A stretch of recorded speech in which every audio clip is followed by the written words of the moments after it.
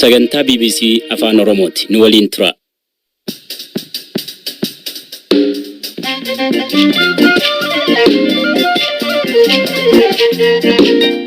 Ashama akka mul'atan sagantaan BBC Afaan Oromoo Kamiisa galgalaa eegale. Dhaabbilee mirga namoomaa egereen garee UN badii Itoophiyaa keessaa qoratu dheeratuu dhabuusaan mufii ibsaa jiru. Murtiin kun dararaa waggoota muraasa darban Itoophiyaa keessatti mudateerraa kanneen lubbuun hafanii fi miidhaan irra ga'e waan akkaan hamilee isaanii cabsudha. Irreechi dhiyaateera. Guyyaa irreechaa maaltu raawwata? Arabiyoon hati sitteenyetti araarzamoo araarsaa rabbiinuu kenne harkaan nu gaayoo jettee jira haala mijeessitee akkasii ka'anii wal hordofanii. Haleellaa Raashaa raawwatte jedhameen namoonni 50 ol ajjeefamuu ispoortii fi kaan dabalee ammayyuu taanaa isiniif dhiyeessa.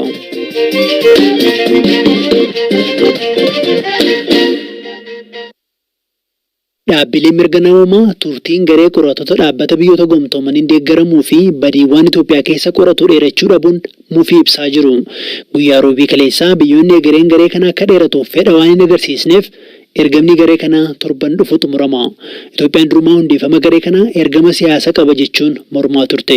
Dhaabbileen mirga namoomaa garuu mootummaan badiitti himatame qorachuu hin danda'u jechuun ibsu. Mootummaan Itoophiyaa garuu badii akka hin raawwanne waakkata. Sirna haqa ce'umsa jedhamuunis haqa akka argamsiisu hima. Dhaabbilee murtee biyyootaan mufii ibsan keessaa tokko Human Rights Watchidha. Dhaabbatichatti daayirektariitti aantuu Afrikaa Laatishaa Baader mufii ibsite. Murtiin kun dararaa waggoota muraasa darban Itoophiyaa keessatti mudateerraa kanneen lubbuun hafanii fi miidhaan irra ga'e waan akkaan hamilee isaanii cabsudha. Kun warra badiin isaanii irratti raawwataa jirus ilaallata. Baay'een isaanii adeemsa mootummaan hordofu akka hin amanne komishinii qoratuuf ibsaniiru. Durumaa gareen qorattootaa kun akka hundaa'u duraantummaan kan sosee gamtaa Awurooppaadha. Ta'us booda kana biyyoonni Afrikaa Itoophiyaa bira dhaabbachuun egereen garee kana akka hin dheeranne yaada isaanii ibsanii turan. Komishiniin qorattootaa kun waggoota 2 keessa gabaasa 2 baaseen Itoophiyaa keessa badiin jajjabaa raawwataa jiraachuu ibse. Kana keessatti mootummaan Itoophiyaas simatameera. Eeguma waliigalteen nagaa raawwates walitti bu'iinsa kan dhaabbannee fi fuula durattis badiin akka itti fufu malu akeektuuwwan eeruun torban kana ibseera. Qorattuun dhimma Itoophiyaatti dhiyeenyaan hordoftu Laatishaa miidhaa murteen kun qabu jette akkanaan ibsite.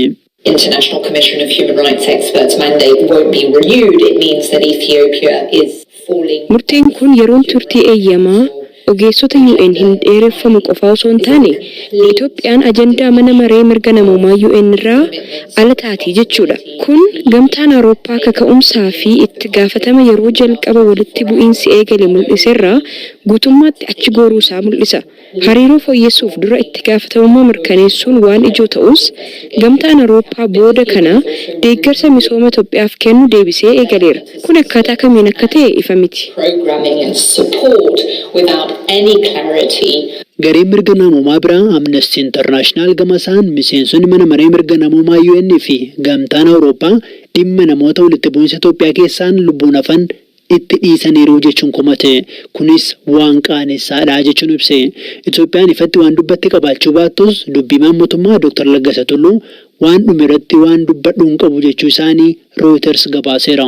Gamtaan Awurooppaa kan dhaabbilee mirga namoomaa qeeqaa jiran kun gaafa kibxataa deeggarsa $600 miliyoona fi miliyoona 80 Itoophiyaaf kennuuf waadaa seeneera. Kunis waggaa 2 dura yeroo waraanaa deeggarsa qabamee ture. Haa ta'u malee deeggarsi bajataa ammallee akkuma qabameetti jira. Kunis adaaduma haalli gaafa fooyyee akka bakkatti deebi'u qondaalli olaantuu dhaabbatichaa dhiyoo Itoophiyaa daawwatan Yuutaa Arpilaanan dubbachuun isaanii ni yaadatama.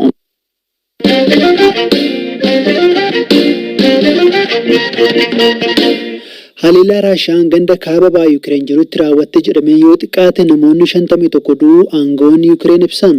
Haleellaan kun misaayila Iskaandir jedhamuun kan raawwate akka ta'e ministeerri biyya keessaa Yuukireen himaniiru. Firaa'ol Balaa gabaasa qabdi.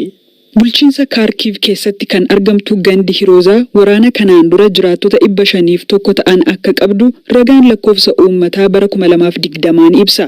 Ammatti haleellaa Raashiyaa tokkichaan namootni 51 du'uun isaanii jiraattota gandichaa keessaa harka 10 kan ta'an ajjeefamaniiru jechuudha.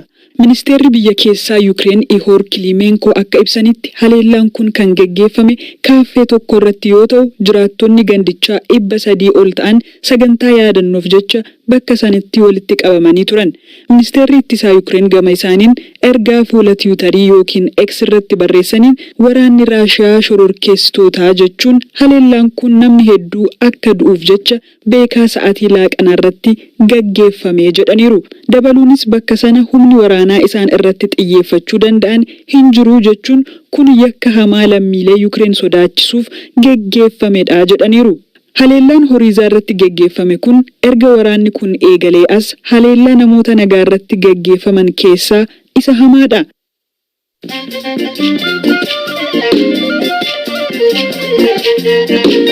Amma moduun gaggababaan sinitti Ameerikaan baqattoota Itoophiyaa keessa jiraniif deeggarsa dhiyeessuu eegaluu beeksiste. Kunis erga saamichi raawwata jettee beeksistee baatii 5 boodadha. USA ibsa baaseen aangawoonni deeggarsa raabsuu keessaa ba'uu ibseera. Taatullee ammallee lammiileen Itoophiyaa miliyoona 20 ol ta'aniif deeggarsi akkuma citeetti jira. Yoo ministeera muummee Abiy Ahmed ministeera dhimma alaa US waliin dhimma kana irratti erga mari'atanii booda murteen US kun dhagahame.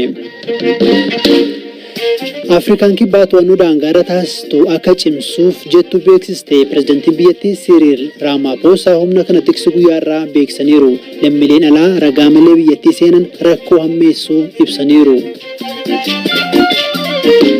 Akaadaamii waraana Sooriyaa irratti haleellaa dirooniin raawwateen namoonni 100 du'uu gareen dhimma mirga namummaa hordofuu ibse. Waraanni biyyattii badii kanaaf qaamolee shororkeessota jedhe himate.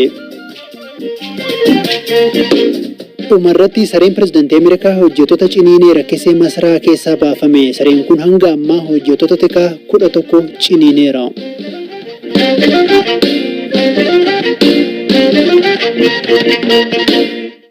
Amma immoo dhimma nyaataa tokko isinitti himuuf jenna. Cuukkoo yookiin immoo micciirraas jedhamee beekama. Garbuu akaamee daakamee dhadhaan sukkumamee nyaata qophaa'udha. Nyaati kun keessummaafis qophaa'a. Namis akka galaatti qabatee deema. Dubartiin amma seenaa ishee isinitti himuuf jennu garuu nyaatuma biyya keessa beekamu kana biyya alaatti baastee gurguruu eegalteetti. Maqaan ishee Hayaat Tubbaa Guyyee jedhama. Turtii BBC waliin taasisteen maaliif soorata kana akka filattee gaafanneerra. Cuukkoonti filadhee fi akka malee jaalladha dhugaatiif akka malee waan jaalladhuuf qofa jalqabe. Nyaanni aadaa cuukkoon kun nyaata addaati baay'ee irratti illee hojjetan. Cuukkoon ani naannoo itti dhaladhetti kabaja addaa qaba baay'ee akka malee jechuudha. Cuukkoon micciirraan daraaraallee ni jedhama. Eventii guguddaadhaaf kunoo dubbii guguddoo qabatanii hiikanii yeroo jedhan akka milkiititti aannanii fi isa deebii yeroo fuudhaaf heerumaallee daraaraadhaan dhiyaata. Sammallee kunoo namoonni akka galaatitti bakka garaagaraallee fuudhanii deeman duulaaf qabannaan isaa salphaadha. Garuu immoo faayidaan isaa baay'eedha. Namni kunoo gara biyya alaa deemu biyya dhufe osoo isa hin qabatin namni deemu hin jiru. Sanirratti waan lama furaa jechuudha. Tokkoffaa baay'ee jaalladha. Waan jaalladhu kan akka uummanni hundi naa beekuuf. Lammaffaa immoo kun namoota biyya dhufanii deebi'an san akka barbaadanitti ni argatu. Sadaffaa immoo aadaa sirrii beeksisa. Keessattuu kenna Oromoon hedduu hin beeka. Namoonni hin beekne sabaaf sablammii biraa baay'ee baratanii moor kastamarri kennan amma jira.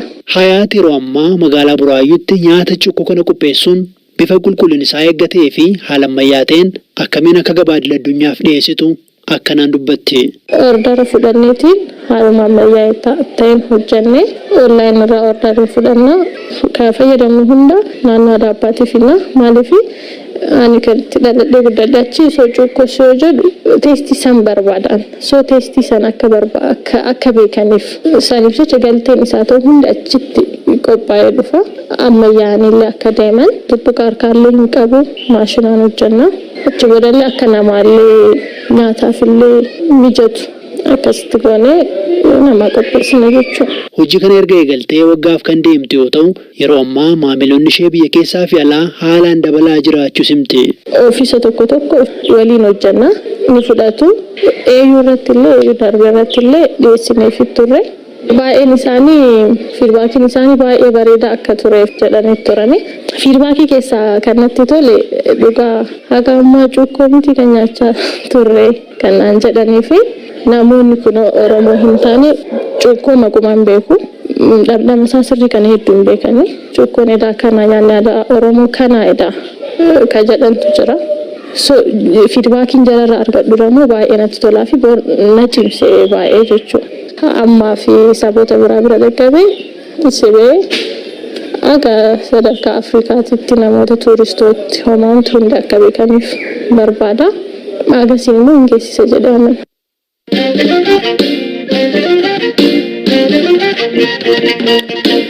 Ayyaanni Irreechaa baranaa sanbataa fi dilbata dhufu magaalaa Finfinnee fi Bishooftuutti haalaan kabajama. Ayyaana galateeffannaa kan ta'e Irreechi nagaan akka kabajamuuf magaalaan Finfinnee qophii xumuruu ibseera.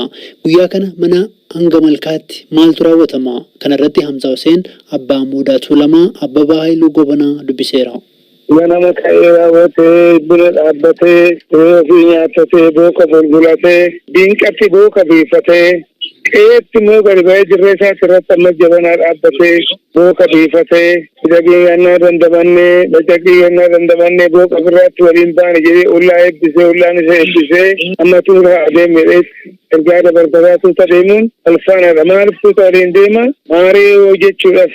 Maariyoo jechuun marmaaree bara baraan dagaagee baay'atee horee akkatti walaa garuu caala baay'atee walaa ga'u caala. Dhibaayyullee diinqattiin dhibaafataa, adbaari qeerrattiin dhibaafataa, biyya nagaa nuu godhe, uummata ba'ee kana nagaa irreeffachiisinuu galchi, tafee nu bira dabarsu, gaarii nu bira dabarsin, kan facaafanne magarfanne kunoo, nu magarsite fireetti nu goote, midhaan kun ga'ee gootaraa namaa guutu warra qotee xindii warra gootaraa dilbiina godhe yaa rabbiin nana jedhees maaree jechaa gabbisayyochaa kara malkaa qajeela. Akkamitti deemama mee gaafa gara Irreechaa gaafa malkaatti gaafa qajeelan haala kamiin?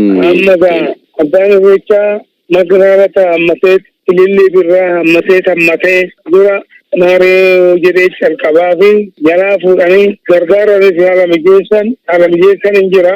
Amma sirraa fuuti hayyoonni siiqqee keessa araariyoo gaafatanii araariyyoon hati siiqqeenyetti araarsammoo araarsaa rabbi nuu kenne malkaan nu gaayoo jettee jira haala mijeessitee akkasii ka'anii wal hordofanii manguddoon biyyaa abbaan gadaa lubni gadaa dooriin gadaa foolleen gadaa foollee sirnaa tartiibwaan akka jalqabanii hordofatanii ka'anii qajeelanii malkaadhaan ga'a.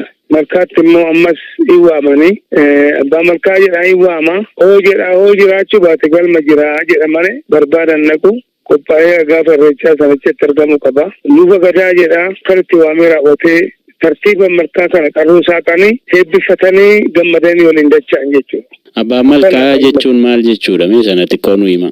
Malkaa sanatti bilatee sirreessa milkeessu abbaan malkaa isa jechuudha.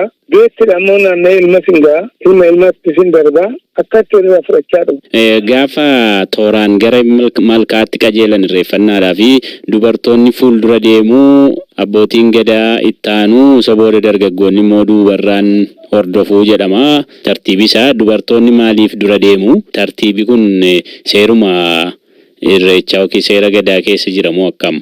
Dubartiin hangafaa bara. Dubartii wanni mataa dura deemtufi immoo dubartii keessaa hin ulfooftee gaafa dhalachuu keenya mataadhaan baanaa moteere.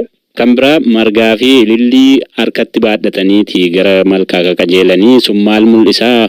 Nabi mataan uumaan magree ganna bacaqii gannaa dandamachiisee booqa biraatti ogaa baasise magree taasisuni misooma guddaa rabbi nuu godhe gaarii innatti waaqatifsa. Ililliin sun immoo ililliin takka fuulli ishii tokkichuma garuu naannoo ishii saree kan dhoote suni koola kofti 8 inni sun waan guddaa sina gadaa guutee waaqni akkatti ishii uubisila ta'eef oromoo malkaa bookana keessaan dhabu qabate malee hin deemu. Malkaa erga bu'anii booda erga irreeffatame booda maaltu jira? Gargarillee akkatti hin baane malkaa irreeffatanii yoo deebi'an hunduu mirga qaba. Malkaa qarruu saaqanii seera guuttatanii yoo deebi'an gabbisayyoo malkaa buune nagaan baaneedhaati gabbisayyoo kana rooba biyya gabbisee jedheetuma gabbisayyoo kanaan gabbisee akkatti deemee yoo deemu addaan hin bittinnaa'u. Abbaa malkaa faana xururanii deemee qajeelanii wajjin bakka dirree abbaa malkaa jiru ba'anii hokkana barangaaf barmaatilee fi uumaa waaqatitti jira. Daalacha qalatee kan irratti daamuti ibsisan gubbaarratti daalacha san oduu aduun lixiin galee raawwatee qala. Hoo aduun lixiin qalan mijuu manatti godhatan an akka bookaa, an akka bulbulaa, an akka dhangaa walii kennanitti daraaraa eebbisaan saaqanii daraara eebbisanii saaqanii fuudhanii waliin ga'a kan bara dhufuun nu gahe inaan magarsee nu sifee gootaraan nu gahe gabaateenya quufa godhe yaa rabbi barmaan nu eebbisi barbana nu saaqat kursoo samii torbii waaqaanitti kenne kursoo samii torbii lafaanitti kenne akka tarfoon dhungatanii mormoon dhungatanii gammachuun addaan galan.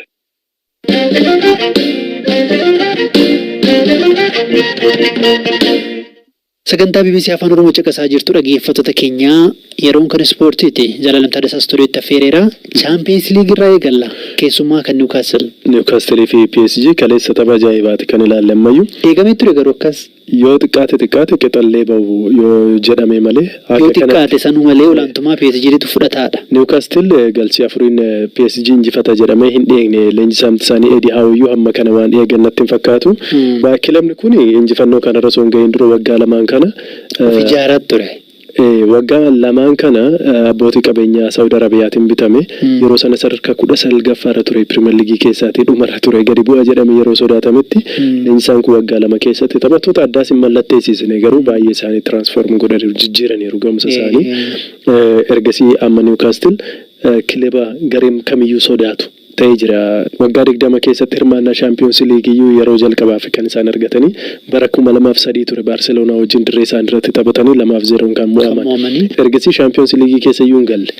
Kun immoo kaleessa injifannoo guddaa yeroo jalqabaaf dirree isaan irratti argatanidha. Tapha jalqabaa irratti AC Miilaan waliin qixa bahanii ture amma ramaddii isaanii keessaa garee isaanii keessaa qabxii 4 dursaa jiru. Leenjisaan PSG maal jedhanii isaanuu amma dirree keessa gaafa isaan laallennu maaltu ta'aa jira jedhanii waan isaanittu bitaa gale fakkaata. Keessumaa Kiiliyaan Mbaappeen amanuu hin dandeenye. Mataa raasaa ture amma. Taphataan kun bara kana kilabichaati ba'a jedhamee eegamaa ture. Gamsa sana argisiisaan jiru isa dur irraa beeknu jechuudha. Taphattoota jajjaboo gara miiliyoona 100 bibbitaman baay'eetu kilabicha keessa jira. Garuu qabxii argata hin jirani. Ilmi dursaa taphattoota Niwukaastil Keeraan Tiriipal baay'ee sadinqisiifata. Mbaappeetti baay'ee jaallata. Ilmaayyuu abbaa isaa dhiisee erga taphni dhumee tiishartii yookaan uffata Kiiliyaan Mbaappee uffatee argame jira harkaa fudhateera. Taphataan kunis dhaga'ee kan kenneef natti fakkaata. Leenjisaan isaanii Luis Enriikeen tapha gaarii taphannee jirra garuu galchii kanan eegne kun feerii miti yookaan waan sirrii miti jedhanii. Kubbaatu akkasii garuu kubbaatu akkas. Gama kaaniin Maanchestar Siitiin gara Jarmanii malee RB Leipzigiidhaan 3-1 injifateera. Taphni kun amma daqiiqaa 84ffaatti qixa 1-1 turanii achi Julian Alvarez fi Doku taphataa jedhamatu galchiiwwan lama lakkoofsa 3-1 Siitiin injifachuu danda'e. Dokuun bara kana Rennes irraatii gara Siitiitti kan makame taphataa baay'ee ajaa'ibaa jechuun ni danda'ama yeroo gabaabaa keessatti. Alvarez illee akkasuma Haalandidha Chaampiyoons Liigii irratti akka bara darbee ta'aa kan hin jirre jechuudha. Siitiin taphattoota hedduu miidhamaan dhabee ture. Taphni kunis isaaf qormaata ture garuu milkaa'uu danda'eera. Gaardiyoolaan kaleessa yaadatta yoo ta'e mo'amuu hin jaalannu. Kun istaandardii keenya miti. Tapha kana mo'achuudhaaf qophoofneerra jedhanii ture akkuma jedhan godhanii jiru. Taphoonni kaanis Chaampiyoons Liigii irratti kan taphataman jiru kanneen ijoo ta'an qofa kaafne kan xumura tarii kaasuu dandeenyu waancaan addunyaa kan 2030 ardii 3 keessatti Afrikaa keessatti illee Morookoo keessatti akka taphatamu garuu immoo Ispeenii fi Portugaal gara Laatiin Ameerikaas dhaqee Paaragwaay, Arjentiinaa fi Yuuraagaay keessatti akka taphatamu waan akkasii kun kan irra turre. Sababi isaas immoo erga waancaan addunyaa eegalee waggaa 100ffaati. Ammoo beektonni akkamitti akkas ta'a keessumaa waa'ee jijjiirama qilleensaa hojii wal qabatee bakka tokko gaafa dorgommiin qophaa'u imalli deeggartoonni taasisan jira. Namoonni baay'ee sossookuun immoo faalama qilleensaan jabeessa.